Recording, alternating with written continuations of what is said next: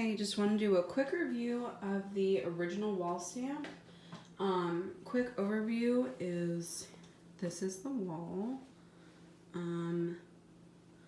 Probably 8 feet high. Already put a bookshelf there, but you can see it is in my living room. I have some bright lights shining on it right now. It is not normally this light, but I used the color red chipotle and mostly Havana coffee. This as my darker accent color. I tried to use some lighter colors like she did in the video. It didn't really work out for me. I tried a lighter taupey color cork and more of this one called Maple Glaze. You can see it here. It turned out a little bit darker than I anticipated, but I don't mind it. It's also a little bit more red than I anticipated. It has dried overnight. I would say to do just this wall took me maybe around 3.5 hours. The most time consuming part was just going back and forth from, you can see I set up a table here and then going to the wall to stamp it was probably the most time consuming. Overall, I really love it. I love how it looks like a stuccoed plastered brick that's been scraped away. It also has a lot of texture to it. I really love the effect. I think it's gonna look great here.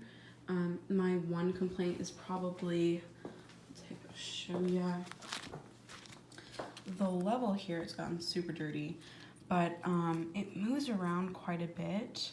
So by the time that you set it up and get it level and bring it over to the wall, I found that it was no longer in the same position.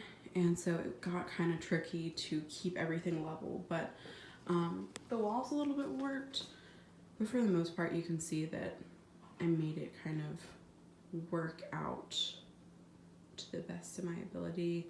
Overall, really loved it. Again, I only ended up using this reddish color in the darker color because I just found that using the lighter color, here's a couple of pieces where I use the lighter color, it just didn't look as natural. It kind of stood out too much with the entire rest of the wall.